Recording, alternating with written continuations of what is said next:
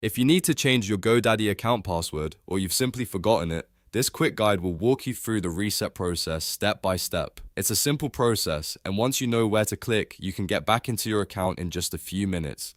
If this tutorial helps, please hit the like button and subscribe for more easy software and account how-to videos. Let's get started. First, go to the GoDaddy sign-in page in your browser. This is where you normally log into your account, and from here you'll begin the password reset process. On the login screen, look for the option that says, "Need to find your password." Click that option to continue. GoDaddy will now take you to the password reset page. On this page, you'll be asked to enter the email address connected to your account. Type in your email carefully, then click enter or continue, depending on what you see on the screen. After that, GoDaddy will send a password reset email to your inbox. Open your email account and look for the message from GoDaddy. If you don't see it right away, check your spam or junk folder just in case. Once you find the email, open it and use the reset link inside to create a new password. Make sure your new password is strong and something you can remember securely. It's always a good idea to use a mix of letters, numbers, and symbols for better account protection.